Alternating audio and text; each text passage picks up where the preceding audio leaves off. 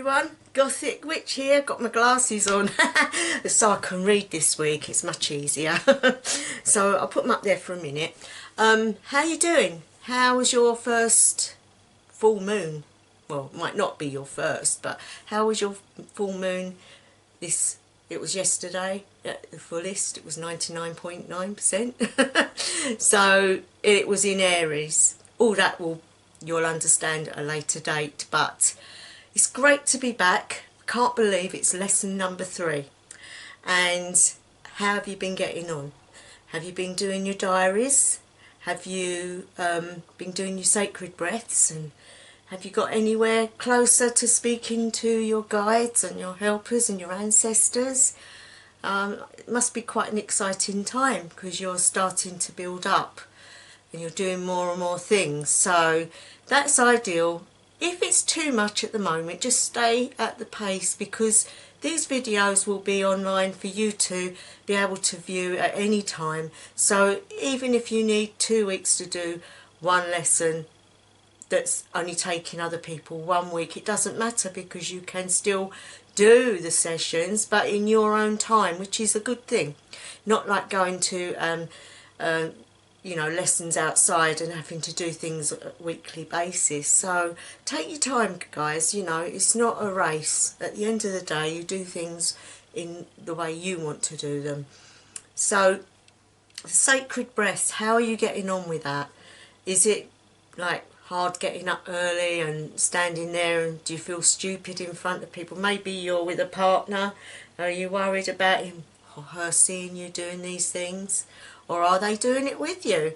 Quite an interesting thing, really.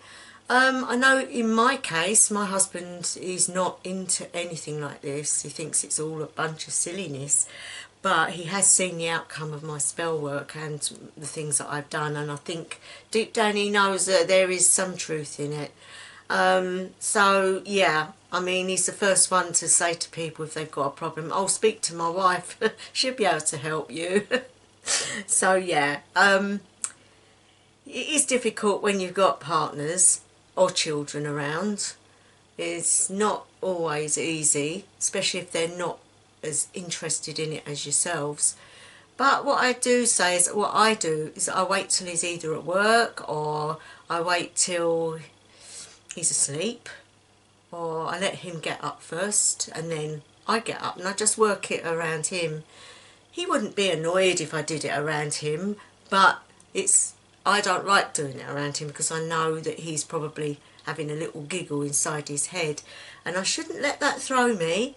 But because it's close to home, it does. It's much better to have a supportive partner. But there you go. Everyone's got a different pathway to walk.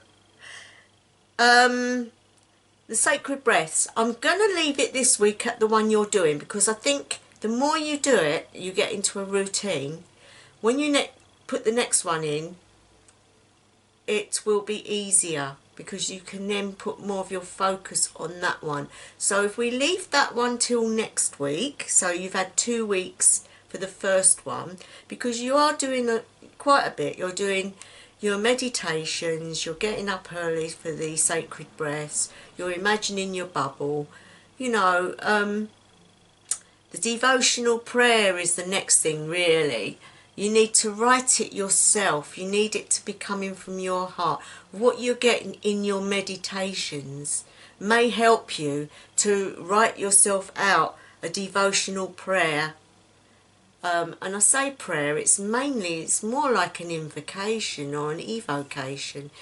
It's because you're giving praise to the goddess or the god that you are actually feeling affiliated with.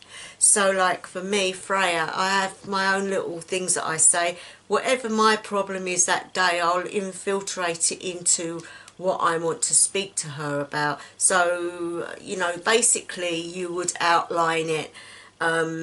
Like, say for example, it was a goddess that liked water. Well, you could say, "Oh, great goddess of the waterfalls that bless us every day and fill our bodies with nourishment and joy."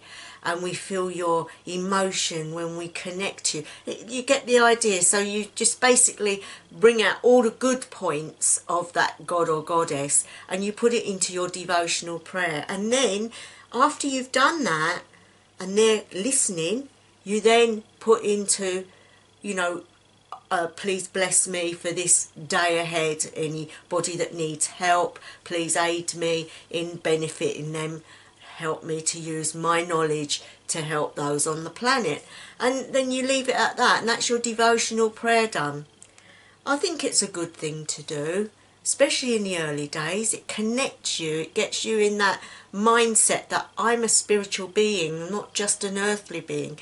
And as such, I'm finding myself, and it is amazing how it makes you feel so connected to the earth and to the goddess or to the god, and you just feel you're on the right path. You feel like you're doing the right thing, and it makes you feel good inside. The other thing I wanted to talk about, I said about full moon. How was your full moon? You're very, whether you did, I don't know if you saw my new video. I've done one on the full moon that was last night. You probably haven't seen it yet. It was just an idea on how you can go about doing the video. I mean, not the video, the ritual for the full moon. And people get muddled with magic and the moon. There are like 4 phases to the moon. You've got your waxing, your waning, then you've got your full moon, and then there's no moon. So basically, you know, when it's I never understood this when I was learning, but when there's no moon in the sky, because it is so thin you can't see it, it's called a new moon. And it's a very funny time, because when it's a new moon, you don't do magic, you don't do anything. I've actually when I was training, I wrote a poem to actually help me. I don't know if I can read it, but I'll read it out to you guys because it helped me to know. And it says, when the moon is slowly growing, that's waxing, healing will be abundantly flowing, which means because you're building up on the spells that you're doing for healing, it will be abundantly flowing. It says when the moon is at her fullest, power is ours to harness, because that is the focal point. That's when you release all the work you've done, and the full moon's powerful. It says when the moon is slowly shrinking. Now shrinking is waning. When you see like the crescent, obviously going the waning way, because there's a graph, you can probably get it online, and it shows you the waning, which goes, it'll be that way for you, that way, and then it's full moon, and then it's that one, and then it's nothing. So yeah, so when the moon is slowly shrinking, curses and pain releasing. So basically, say somebody came to you that was cursed and they wanted it lifted, you could do that on a waning moon. And then it says when the moon is absent, nowhere to be seen, it's our time to rest and dream. And that is really good, because it's true. If when the moon is like not in sight, it's a good time to do researching, studying, getting stuff ready for the next bout of like spell work. It's a time that you can use to focus on yourself as well. So like a lot more meditations, a lot more, you know, doing inner stuff. So yeah, I think the moon phases are pretty cool, really. Now, we're going to leave, as I said, we're going to leave the sacred breaths. So next week I'll do the midday one, because eventually you're going to have 4 a day, and it's going to be hard work. What with your meditating, writing things down from maybe dreams you're getting, stuff like that. It's a lot to take in. Another thing, I'm going to do the rainbow thing, the wheels, next week maybe. I'm going to get it all typed up, and then I'm going to read it to you guys so that you can write it down. Or if you send me, no, I won't do it that way. No, at the end of the lessons, when we've got to a certain stage, I might make a book and print it off, and for anybody that wants it, I will send them a copy. So yeah, all thoughts for the future. We'll see how it goes. But my next point, what I want to do is I want to show you Yggdrasil, and that is the tree Yggdrasil. Notice where we are. We're right in the centre, Midgard. I think that's fascinating, because Midgard is like, we're there, and then there's all the underworlds, and then there's the above worlds, and we're centre, we're right in the centre, and I think that's brilliant. And the names, it would be good if you could either get a print off like this or draw one, and you'll get the names. You've got Hell, which is right at the bottom, then you've got Svartalheim, and then you've got above that Midgard, where we are, but to the right is Niflheim. Then you've got Jotunheim. Then you go up above Midgard, you've got Muspelheim and Vanaheim, and then above that, right above us, is Josselheim, and then right at the top you've got Asgard, where the gods reside. But the amazing thing is, we have the rainbow bridge that comes from Asgard down to Midgard. I find it so fascinating. It's very similar to when I studied Kabbalah with the Tree of Life and the Angelics. There's a few more, obviously, spheres on that, but there's a similar principle to it. And I find that really, that was hard to learn. You've got to be a certain way mentally to be able to take that all in. I did it, but it wasn't very easy. But I do like this because it is basic. But what you could do, guys, is get yourself an A4 book, or get a binder and get pieces of paper that clip in, because then you can do photocopies and build up a little book or a big A4. Get some stuff and start to write down everything in it. When you do your picture of the tree and the name, start to do a little bit of study on that. Find out who rules Hell, who rules Asgard, who rules Midgard. You know, where do the gnomes reside? Where the giants reside? And it's really fascinating, and it will help you to connect to the Norse, if that's the way you want to go. If you've got anything you want to talk about that you've been receiving in your meditations, that would be good if you could put them in the comments below, and then if I can answer you, I will obviously answer you. If you need help in any way, I can help you. But don't stew at home. Always comment. If you put a comment, I can get back to you and then maybe help you to move forwards. So what you need to be doing, guys, is your bubble with your egg, if that's the way you're doing it. Some people don't. They might find a better way, but that's the easiest way. You know, walking into your egg, shutting the door behind you, and then you're protected. Now, the reason I do protection for meditation, and I probably mentioned it before, is just so that you are not going to be interrupted by anything that shouldn't be around you. Because when you're working spiritually, you send out a little light, and anything around is going to say, oh, there's a light, and it will come in, and you don't want that. So the egg helps to put a barrier between you and whatever, but it doesn't put a barrier against the spirits that you want to work with, because you are inviting them into your area. Do you get what I'm saying? So when you meditate and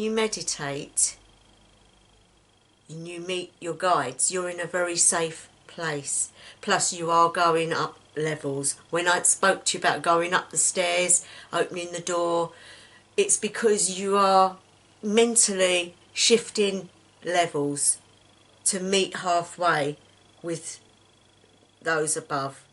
So I hope you've been getting something from this, the meditation. That if you're struggling, don't worry, it will come with time. It's not a race, as I said, and it's not easy for some people that have never done anything like this before. Don't get despondent. Don't pack it up because you think you can't do it, because believe me, you can, and it will benefit you.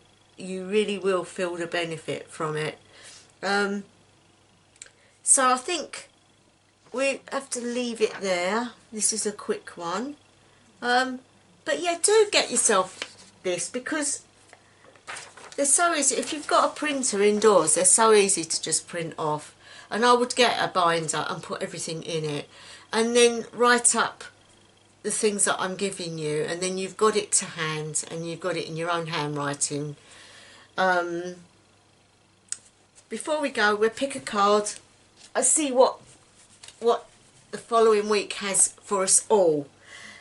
Now, if you close your eyes and think about where you need help, and what you can actually do. So, guides and helpers. Whoa, that threw that one out. I think that might be the card. Okay. Strangely enough. Let's put my glasses back on. Okay.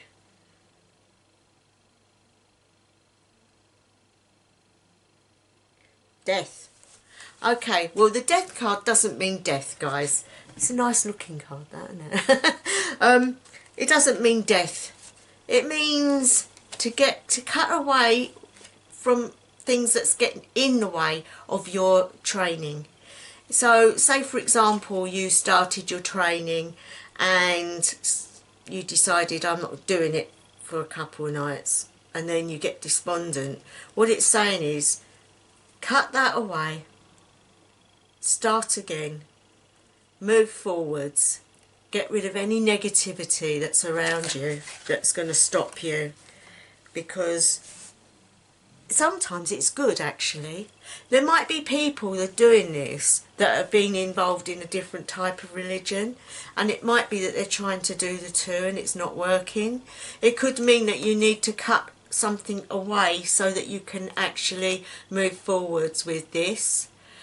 If that's the case, then obviously there might be a bit of a struggle going on, but this is a very good card. Let's see if there's a nice card to finish off with that will be, you know, give you more hope. Because there must be something for those that are doing well as well. And we can't just have all of bad stuff. So let's do that. And I see the card straight away. Okay. Right. So this card is, when I can see, it would be nice if I got my eyesight back properly. The Emperor. Yeah. Right, the Emperor. That's cool. Now, when you look at that, the Emperor is like moving. He's got everything. He's being looked after. He's got the whole lot. What it's saying to you is, if you get rid of all the stuff getting in the way, you will start to move forwards and you will start to benefit, and your magical powers will start to show, and you will start to become like an emperor.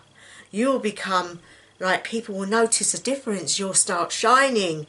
Not literally, but there'll be something about you. People come up and say, what are you doing? You're looking so good lately. you know, and it's the inner light that's growing. And it's a manifestation of the magic growing within you. And magical people have this. They have a youthful look, and they have this inner light that people don't know why, but they're drawn to them. And that is what you will start to get, my friends. So we'll leave it at that. So you know what you've got to do. You either comment me with, you know, how you're getting on, or if you need help, and I will get back to you. The moon phases, write them down. Still do your sacred breaths and your meditations in the morning. And if you can get hold of the tree, Yggdrasil, or if you can draw one. And maybe if you've got time, do a little bit of research on the different levels. And I think you've got enough to be getting on with. Take these glasses off. I think you've got enough there, guys. And I do wish you all well. And if there's any new people starting, if you go to my channel, you'll find the first episode of the series. And, you know, all those that are doing the lessons, well done. You're doing well. And any new subscribers to my channel, thank you very much. Much appreciated. If you like it and you haven't subscribed, consider subscribing, because it will help the channel to get to more people. And press that like button, please. I'm being cheeky now. Anyway, guys, I'm going to leave it there. And I'm going to say, wherever you are, whatever you're doing, have a lovely evening, day or night. House of Alang.